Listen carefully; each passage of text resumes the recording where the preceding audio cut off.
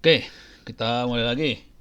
Kuliah. Oke, bentar. Share screen dulu. Share screen. Stres.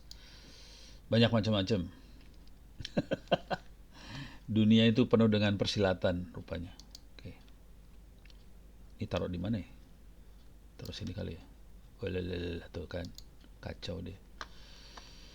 Oke, kita jangan taruh sini. Saya jadi bisa ngeklik di atasnya. Oke. Jadi attack itu ada tiga ya. Ada brute force. Ini coba semua kemungkinan.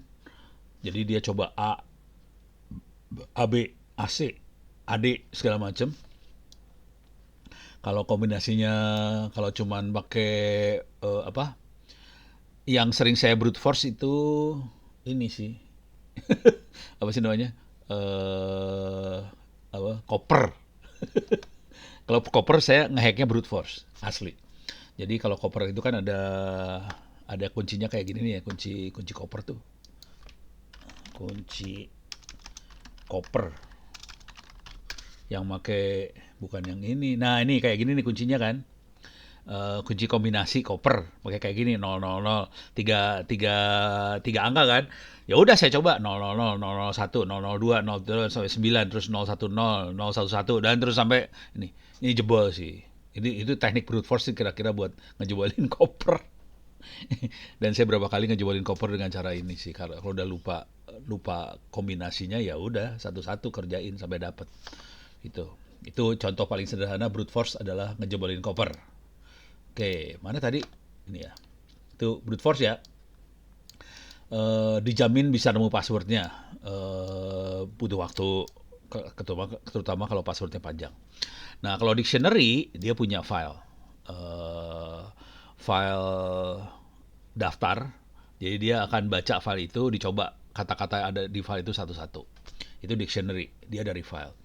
Kalau Rainbow Attack ini kita punya tabel hash yang sudah jadi tabel hash kita punya kalau password hashnya apa, kalau apa hashnya apa. Jadi ada kata-kata apa hashnya apa. Jadi dia coba nyocokin aja dari hash tadi. Ini pakai Rainbow. Oke, Rainbow Tag. Jadi ada tiga jenis teknik yang dipakai. Eh, Rata-rata yang sering dipakai adalah yang dictionary. Yang sering dipakai ya. Cuman kalau window kita juga bisa pakai Rainbow. Window. Oke. Tadi udah ya, brute force udah, dictionary udah, rainbow. Nah, yang seru dictionary adalah bagaimana caranya bikin dictionary tadi supaya cocok sama orang yang kita targetin buat di attack. Caranya kalau mau bikin tuh kali Linux generate dictionary pakai C, dictionary file. Dia makainya bukan crunch. Crunch boleh, kalau crunch dia random caranya. Jadi ini salah satu aplikasi yang bisa buat generate dictionary file, tapi dia random. Jadi ini lebih ke arah ini ya brute force. Jadi dia bikin filenya random, terus dia kayak nge-brute force dari dictionary. Atau kita ambil word list yang sudah ada, atau pakai Cewol. Saya biasanya bikinnya pakai Cewol. Cewl. Ini keren sih. Jadi cara bikin dictionary passwordnya kira-kira gini. Dia akan nge-web. Jadi kita harus harus ngerjain PR dulu ya. Jadi PR-nya adalah kita cek dulu. Ini orang yang mau kita serang, dia punya web apa aja. Dia aktif di mana aja. Misalnya dia aktif di TikTok, dia aktif di Facebook, dia aktif di mana. URL-nya kita masukin. Kemudian pakai Cewel ini dia akan nge-browse ke web ini dan kata-kata yang sering dipakai oleh orang tadi akan dimasukin ke docs words ini, ke file teks ini. Oke, jadi file ini akan dipakai jadi bagian dari dictionary. Kita boleh nge-web ke banyak web, jadi ini nanti dikumpulin jadi satu, jadi file dictionary khusus untuk nyerang orang yang mau kita serang. Gitu ya. Jadi ini kerjaan serius. Kalau saya nyerang, mendingan pakai yang ini sih, jujur. parah. Ini probabilitas buat jebolnya tinggi, kalau yang ini sih bisa lebih gampang dapat dictionary-nya orang. Oke, ini pakai cewel. Kalau diulang tadi ada crunch. Kalau crunch itu kayak brute force, tapi dia generate word list. John itu aplikasi yang buat nyerangnya. Hydra juga buat nyerang, tapi seringkali buat online kalau Hydra ya. Kalau Hydra passwordnya online, dia nyerangnya. Kalau John itu offline, gitu kira-kira. Oke, format-formatnya caranya ada di sini. Kalau mau ngelihat, ini cewel. Mana si John teh? Oh, kok cewel lagi sih dapatnya?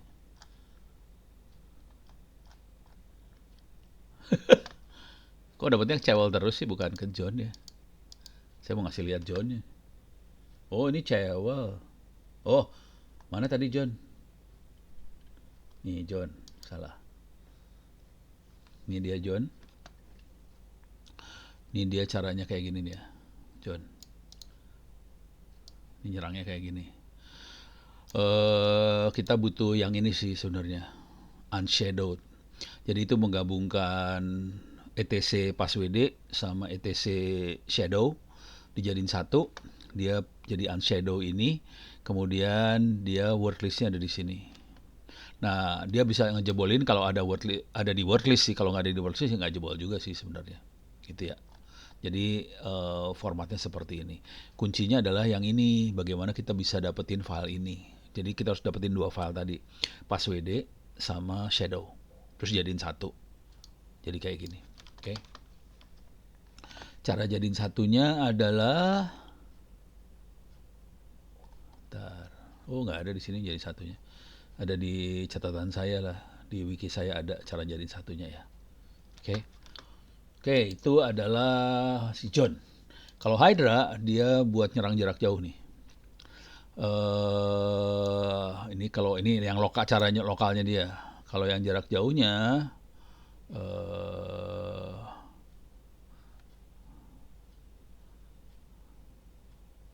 oh nggak ada. Oh ini dia nih, nih. Ini jarak jauh semua nih. Jadi kita harus nyerang apa? Ini misalnya dia akan nyerang IP 192 ini ya 192.168.01 yang diserang FTP. Yang ini yang diserang IMAP, yang di sini yang serang POP3, yang di sini FTP dan sebagainya. Jadi ini SSH nih yang diserang.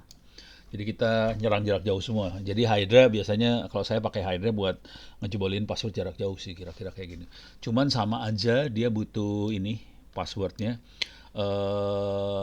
berbentuk dictionary, juga loginnya berbentuk dictionary. Cuman kalau kita bisa dapetin email orang, jadi yang diserang kan ada emailnya atau apa. Kalau ada email kan berarti dia ada username-nya. Username-nya udah kita dapetin duluan, jadi nggak usah ngejebolin username. Kita cukup yang ini aja yang kita jebolin. Nah, kalau biasanya kalau L besar itu berupa file, P besar berupa file. Kalau L kecil, P kecil itu satu-satu. Jadi kita mau nyobain satu-satu, caranya pakai yang kecil. Kalau mau nyoba banyak sekaligus, pakai yang besar-besar. Ini file yang kita kirimin, gitu ya. Oke, ntar mana sih? Nih. Jadi ini udah. Ini kalau kita bandingkan, yang sering dipakai ini dua yang ini sih, yang sering dipakai. Saya ngejebolin yang ini buat Windows biasanya. Oke. Nah, cara mencegahnya pakai passwordnya kuat, harus kombinasi huruf besar, huruf kecil, angka, simbol khusus. Hindari gunakan kata-kata meeting chat. Yang mana? URL. Link yang mana? Yang di atas. Oh, itu. Oh, itu dokumen ini sih. Ini mau saya bahas habis ini ya. Oke, ntar mana tadi teh? Ini. Salah. Ini. Salah. Ini dia. Salah. Ini papernya Fatah nih. Fatah lagi bikin paper jurnal. Keren. Ini papernya Fatah. Ini harus diedit banyak lumayan. Ini Fatah sih bukan. Ini ntar yang saya sharing tuh ini mana ya? Oh, ya udah saya buka lagi lah, udah di-delete. Udah bukan di-delete, udah tutup. Jadi saya dokumen ini saya akan sharing di di BSSN, Badan Siber Sandi Negara, 2 minggu lagi. Jadi mereka cari masukan untuk bagaimana mengamankan AI, machine learning segala macam. Ya udah, saya iseng-iseng bikin dokumen yang ini ya, menjaga AI tetap terkendali menghadapi tantangan keamanan. Jadi intinya bagaimana ngamanin AI, daftar isinya kayak gini nih. Isu keamanan itu apa aja, keamanan data, privacy data, compliance, isu khusus buat ChatGPT dan teman-temannya atau yang kategorinya large language model LLM. Terus ini lebih detailnya. Nah, ini dokumennya saya bagi ini. Ini saya copy ya, link. Nanti saya bahas yang ini ya. Abis ini saya coba bahas. Jadi ini nggak ada di kuliah. Saya akan bahas lebih dari sisi bagaimana ngejebolin si AI sih sebenarnya. Kalau yang ini dokumennya lebih bagaimana cara ngamanin AI. Cuman kalau buat ngamanin kan kita harus tahu teknik ngejebolin sih. Bagaimana serangan yang ada di AI itu seperti apa aja, ini akan saya terangin habis ini. Kira-kira kayak gitu ya. Ini seru sih, nggak banyak yang nguasain ilmu ini juga sih. Ini ilmunya relatif baru karena bentuknya AI. Payah, parah banget. Ini aja udah hampir 60 halaman, ini udah hampir satu buku lagi. Ini gampang jadiin 200 halaman, gampang banget ini. Oke,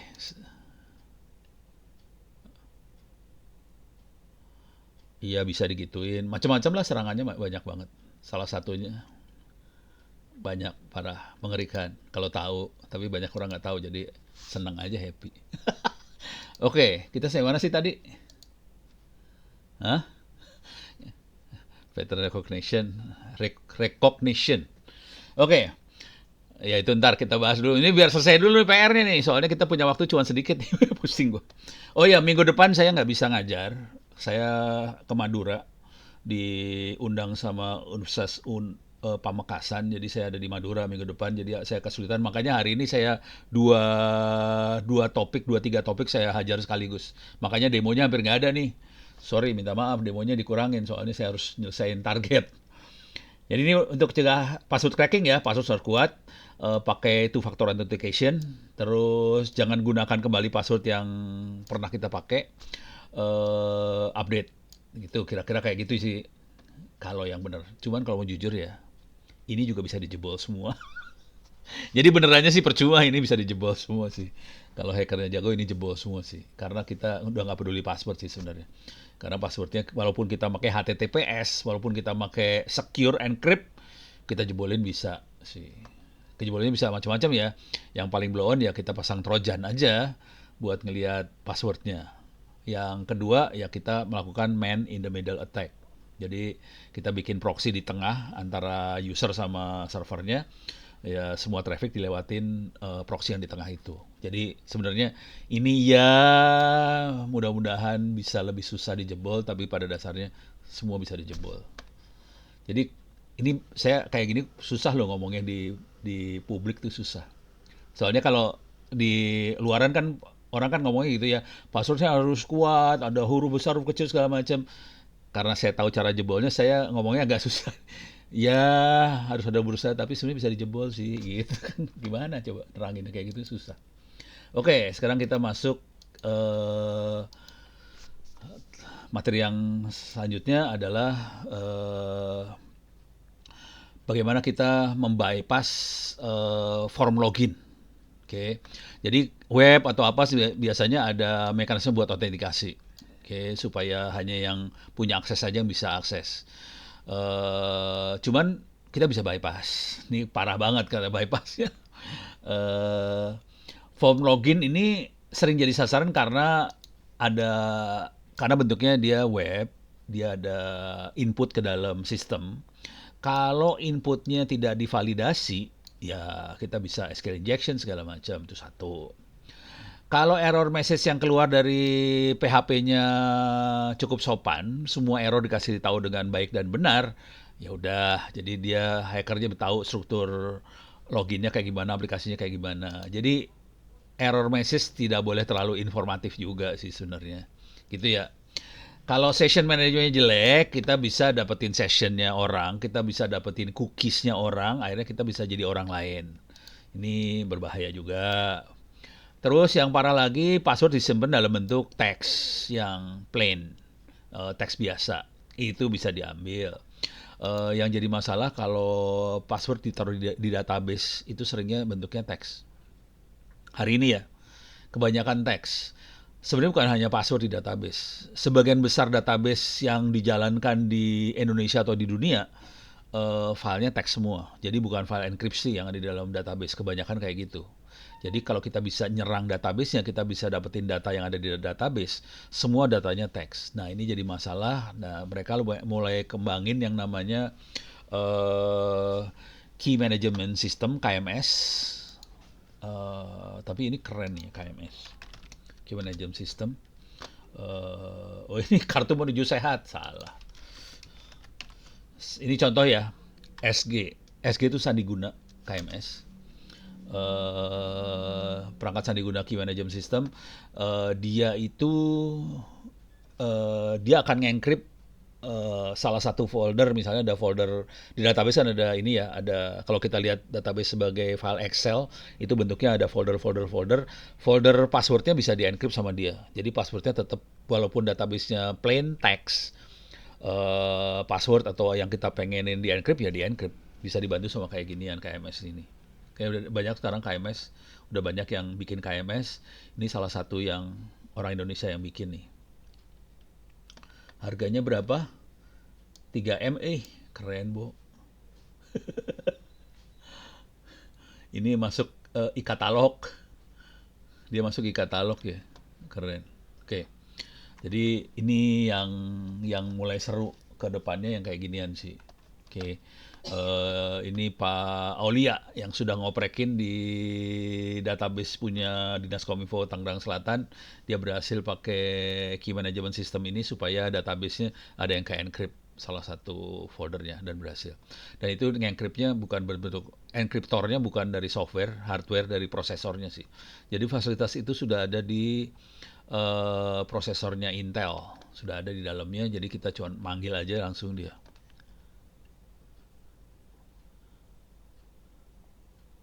KMS bukannya crack, bukan Windows. KMS ini nih Key Management yang saya maksud. KMS yang saya maksud yang ini nih, Key Management System, gitu ya. Jadi orang-orang mulai ngembangin kayak gituan, gitu ya. Beres ya, KMS. Mana KMS? Balik deh. Nih ya. Nah, terus teknik bypass autentikasi adalah yang paling paling gampang ya, yang tadi kita bahas, yang kemarin kita praktekkan juga ya. Ini SQL injection. Kita juga bisa melakukan cross-site scripting. Jadi kita bikin script yang jahat, terus di-execute sama browser user, dan bajak si cookiesnya user. Jadi user bisa masuk ke webnya karena dia lagi login, kemudian karena kita klik webnya kita, script yang kita pasang jadi dijalankan oleh si user masuk ke dalam web yang kita serang. Oke. Ini bisa manipulasi macam-macam sih. Ini contohnya adalah login, tapi bisa macam-macam sih. Bisa ngirim data palsu dan sebagainya. Dan ini adalah salah satu teknik buat nyerang AI. Juga data palsu.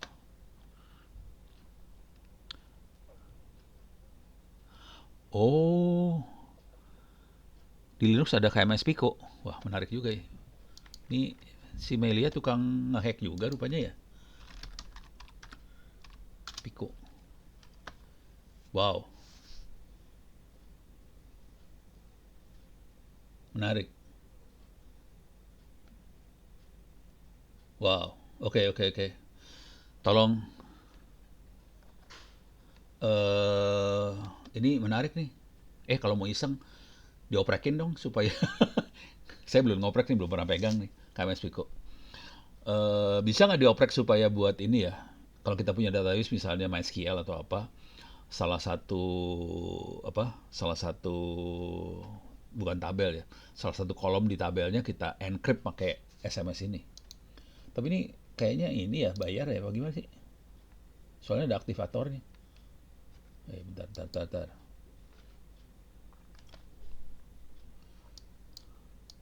Oh ada kayak giniannya ya. Wala, wala, wala. Free of course. Bisa nggak yang buat database ya? Coba Saya lebih tertarik ke database sih sebenarnya. Soalnya itu yang fatal KMS for MySQL. Ada nggak ya? Sorry nih, Ono lagi belajar juga ini ya. Percona itu salah satu turunannya MySQL. Ini kalau AWS berarti lewat lewat Amazon dong. Nah, udahlah, ntar lah.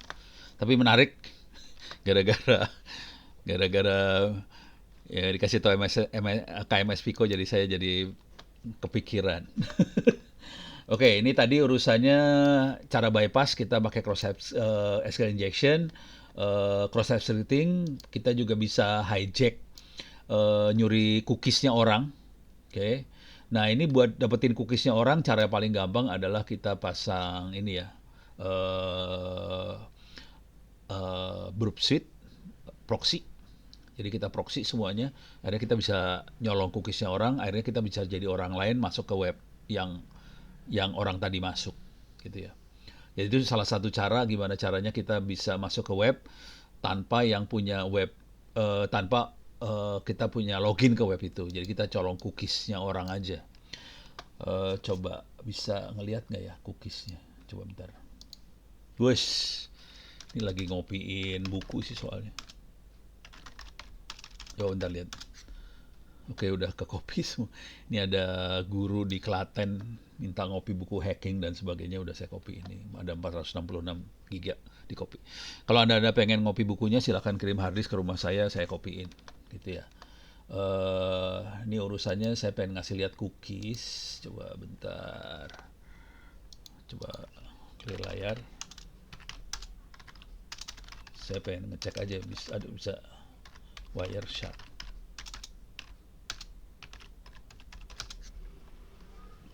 Oke, saya jalanin Wireshark.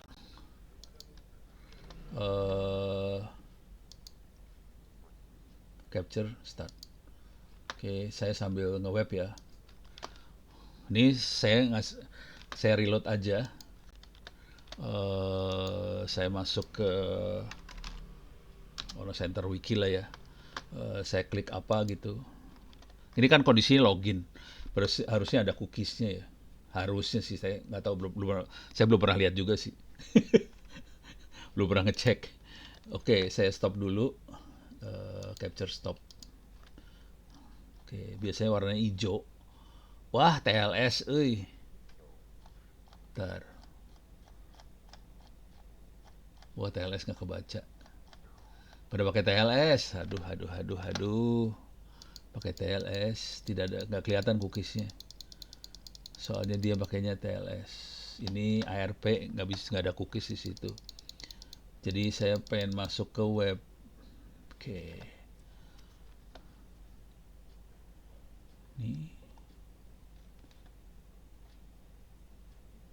Ini 443. Jadi aplikasinya di encrypt. Oke, coba saya masuk ke ini ya. Coba masuk ke yang HTTP-nya. Harusnya nggak ada encryptan. Tetap aja ke encrypt.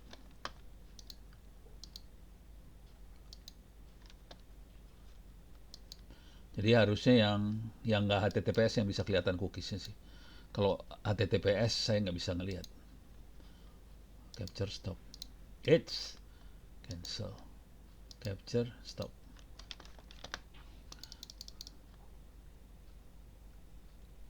Nggak ada yang warna hijau. Jadi cara ngeceknya gampang sih, lihat warna hijau. Kalau ada warna hijaunya berarti dia nggak di encrypt. Aduh, nggak ada yang warna hijau. Ah, mati deh gue. Ini semuanya makanya semua wow.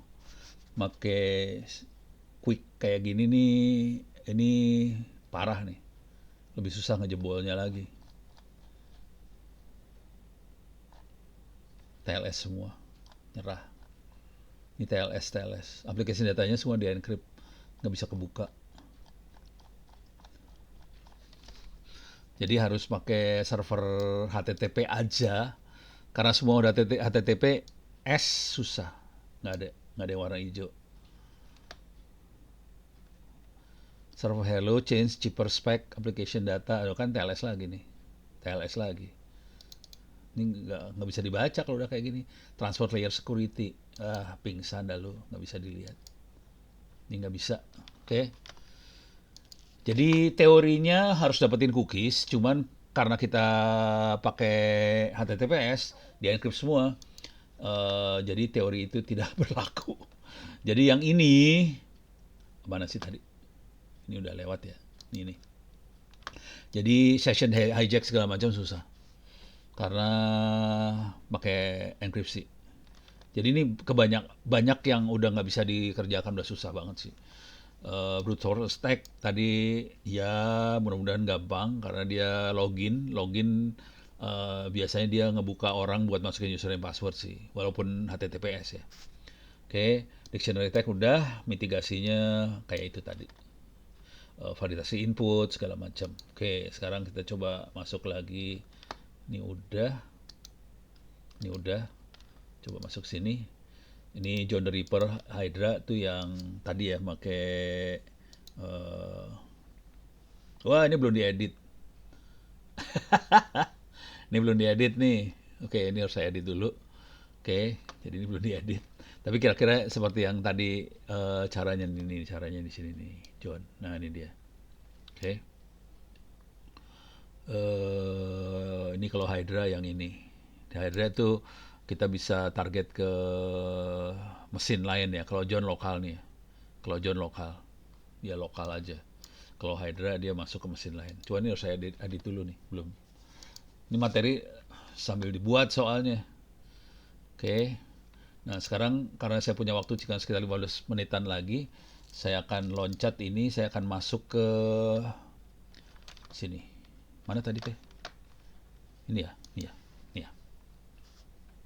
Oke, saya gedein bisa nggak?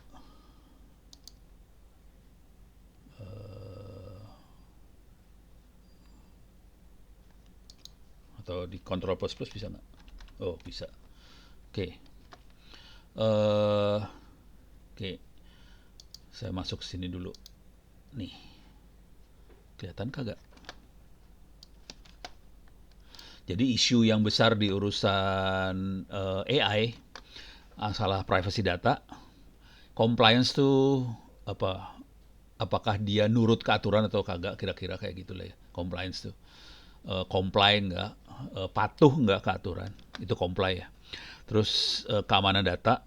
Jadi privacy data tuh bagaimana supaya hanya orang yang boleh baca yang bisa baca. Kira-kira kayak gitu.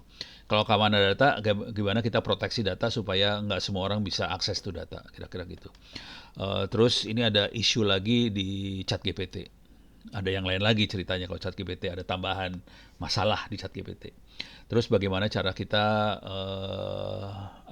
menyiapkan supaya kita nggak usah berurusan sama itu semua, apa yang harus kita siapin. Kira-kira ada 1, 2, 3, 4, 5. Ada 5 isu, 5 warna ya.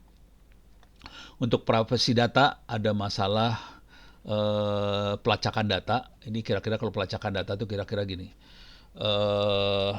Si user harus tahu data dia dipakai di mana aja. Gitu ya. Dan si server atau si admin harus bisa melacak data tadi. Nah, ini masalah sih. Kalau udah kita main di AI segala macam, kadang-kadang kita nggak bisa ngelacak datanya ada di mana loh. Karena nggak ada lognya, catatannya kagak ada nih. Pusing kepala ya. Terus pengumpulan data seringkali tidak transparan. Tidak transparan kayak gini misalnya. Kan kita kalau pakai toko-toko online, itu data kita diambil sama toko online tadi ya. Apa yang kita beli,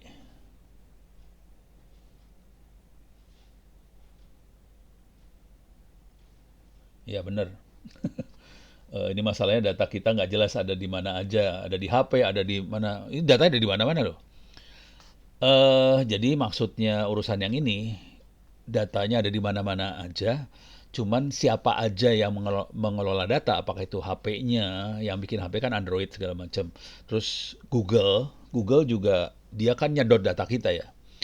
Ya dia harus waktu ngumpulin data, dia harus kasih bukan ibaratnya gini ya, konsen tuh apa ya? Dia harus mastiin bahwa usernya tahu bahwa datanya akan dikumpulin.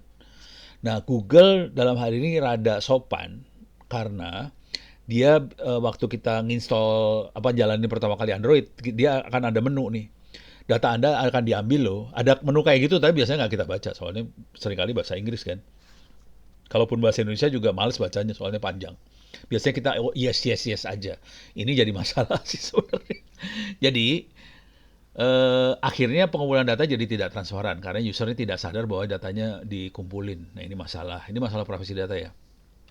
Kemudian juga di AI ada masalah bias data. Misalnya gini, kalau di Indonesia, kalau di luar negeri bias biasanya gender ya, laki perempuan. Kalau di luar negeri, ya di Indonesia juga ada sih laki perempuan ada masalah tuh, bias juga. Cuman kalau di Indonesia ada bias yang lain nih. Ada misalnya, kalau kita ngelihat orang Indonesia Timur, orang Papua, orang Maluku, sama orang Jawa, orang Kalimantan, orang Sumatera, beda pasti. Itu bias loh, itu nggak boleh sebetulnya kayak gitu. Terus juga misalnya kalau di Indonesia ada bias lagi, misalnya ada Melayu, ada Cina, nah itu bias lagi tuh. Jadi ada bias di dalam data. Dan itu di AI itu bisa dieksploitasi. Itu bias itu bisa dieksploitasi. Konsekuensinya eksploitasi, kita bisa membuat AI tadi jadi salah memberikan apa eh, output. Misalnya kalau kita nanya buat pengambilan putusan jadi salah karena ada bias datanya tadi. Gitu ya. Ini ngomong globalnya dulu ya. Nah, kalau di keamanan data itu ada kalau serangan cyber apa yang kita bahas selama ini yang di ethical hacking itu serangan cyber kategorinya. Keamanan infrastruktur itu di cyber security walaupun nanti di keamanan infrastruktur juga ada keamanan data. Yang jarang kita bahas adalah kerentanan model. Ya kalau di AI itu ada model. Nah, model ini itu di-generate dari training data. Dia dapatnya dari sini sih sebenarnya modelnya. Bayangan kalau ini di sini datanya ngaco, datanya kita selipin macam-macam, modelnya jadi ngaco gitu. Jadi ini masalah besar sih sebenarnya di AI. Kalau modelnya rentan, modelnya gampang dijebol, ya udah bubar semua. Konsekuensinya waktu dia ngumpulin data, dia harus melakukan apa yang kita lakukan tadi, validasi input, segala macam itu harus dilakukan. Karena segala macam serangan akan masuk ke data, data masuk ke model, model jadi kacau semua. Kira-kira kayak gitu urutan jebolnya ya. Oke.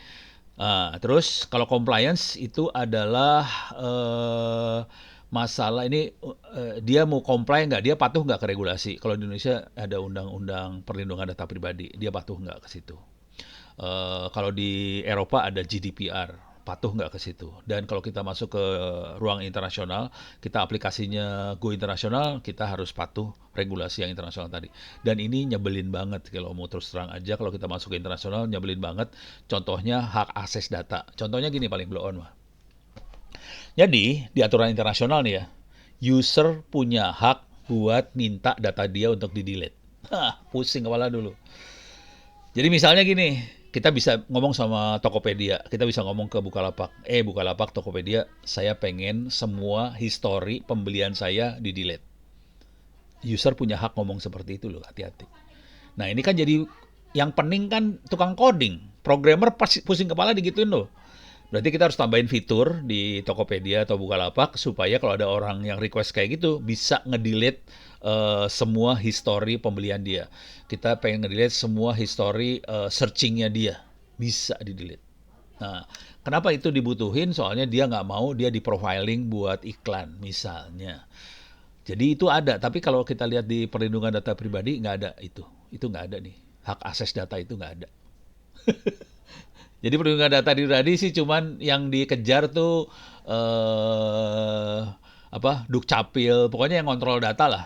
Ada yang kontrol data, Dukcapil dan teman-temannya itu yang dikejar.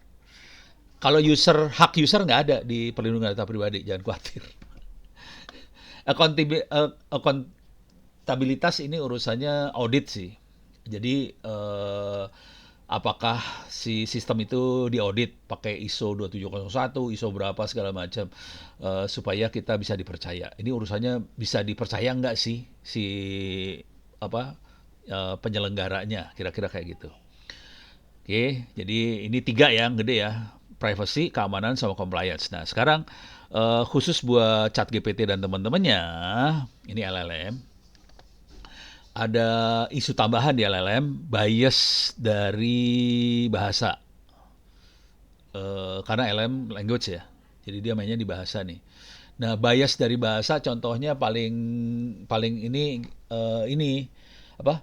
Tadi kalau bule itu masalah laki perempuan, gender gitu. Jadi itu buat buat kita biasa aja laki perempuan ya. Ya walaupun ada agak sedikit masalah, tapi kalau di bule parah banget. Misalnya kalau dia nyebut sesuatu jadi he atau it itu lebih ke arah he daripada ke she gitu ya. Jadi lebih ke laki gitu. Nah, ini perempuan pada marah semua nih. Nah, kira-kira ada bias kayak gitu. Kalau kita udah main ke Indonesia Timur, ada bias yang masalah di Indonesia. Perbedaan antara timur dan barat. Jadi karena tingkat pendidikan lah, tingkat ekonomi lah, itu jadi masalah untuk timur barat Indonesia. Ada lagi masalah urusan sama Melayu, Cina kayak gitu. Nah, itu punya masalah juga nih di Indonesia. Jadi bias bahasanya beda antara bule sama Indonesia, tapi ada bias di Indonesia. Gitu ya. Terus di sini ada masalah penyalahgunaan. Eh, jadi ini saya bacain ya, ada penyalahgunaan dari si ChatGPT, ada bias, ada halusinasi. Nah, ChatGPT kalau kita pakai ChatGPT yang normal atau Gemini yang normal, yang bukan yang Pro itu lebih akurat datanya. Kalau yang normal, dia sering melakukan halusinasi, gitu ya. Jadi dia akan ngomong sesuatu yang kayaknya benar padahal nggak benar. Contoh, saya waktu itu nyari siapakah Ono, kita coba praktekin ya. Bisa halusinasi nggak ya? Gemini. Saya masukin Gemini aja ya. Dia suka halusinasi ya, soalnya Gemini ya. Coba, siapakah Ono W Purbo? Gitu ya. Saya pengen tahu dia bener apa kagak. Wah, dia bener nih. Sampai titik ini bener ya. Oke. Wah, bener eh. Kurang ajar bener eh. Ini bener. Yayasan All Center tuh yayasannya yayasan yang nggak punya duit. Weh. Oh, karena dia baca ini. Coba kita cari yang ngaco ya. Yang apa ya? Eh, siapakah eh Wenas? Saya cari cari di Facebook dulu ya. Gue cari orangnya ada beneran sih soalnya. Kalau nggak ini aja deh. Valens Riyadi. Oh, boleh boleh. Siapakah penemu aja dulu. Penemu. Bukan Ono soalnya. Saya tahu bukan Ono ya. Parah loh. Siapakah penemu wajan bolik? Tahu dia bener Bu Nadi. Bener Parah dia. Oke. Jadi yang nemuin Pak Gunadi, bener. Coba siapakah Pak Gunadi eh,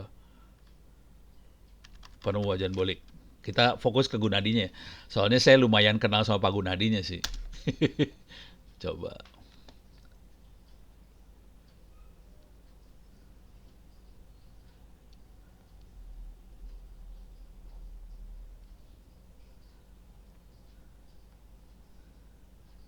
Wah, maksudnya jangan gitu deh. Kalimatnya gini. Itu benar sih yang dia tulis. Ini benar kurang ajar. Di manakah bekerja? Bekerja. Udah spesifik banget nih. Hanya orang yang tahu banget dia kerja. Oh, dia ngaku nggak punya informasinya. Jadi Pak Gunadi kerjanya di Indosat sih. Coba kita cek di ini ya. Kita cek di chatbot loh, chat GPT.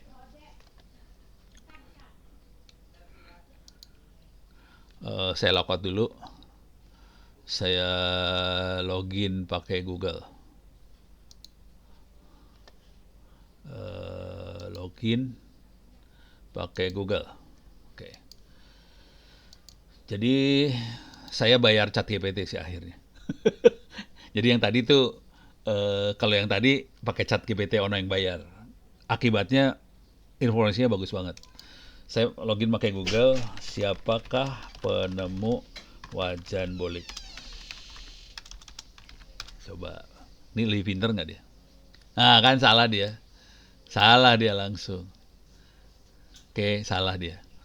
Ini salah yang pertama. Coba, siapakah Pak Gunadi penemu wajan bolik? Bolik. Ya.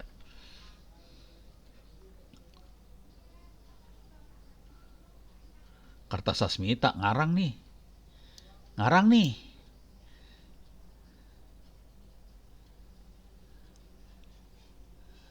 Eh Kata Sasmita kayaknya, bukan kata Sasmita deh. Ini agak ngarang. Jadi si LLM ini punya kecenderungan untuk halusinasi. Jadi dia akan ngomong sesuatu yang nggak ada. Punya kecenderungan seperti itu. Kira-kira kayak gitu ya. Ya udah Isa lagi. Ya udah, kira ya udah saya selesaiin cepet aja.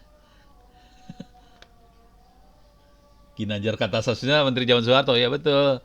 Makanya ini ngaco banget nih. Nih, jadi kira-kira itu ya. Nah, untuk mitigasi resikonya ada enkripsi data, transparansi, apa yang kita lakukan harus transparan ke user. Yang paling penting dari semua adalah privacy by design. Ini yang penting banget. Jadi waktu kita mendesain sistem, harus semuanya yakin menjamin privacy. Jadi privacy emang dimasukin dalam sistem dari awal. Ini yang penting dipegang sih sebenarnya. Jadi dari semua ini yang paling penting ini sebenarnya. Oke. Nah, di sini ada bab sendiri tentang privacy by design. Ini lebih ke arah security ya. Ini dia privacy by design. Ini adalah mana privacy dari desain. Ini dia privacy dari desain ada di sebelah sini sebenarnya.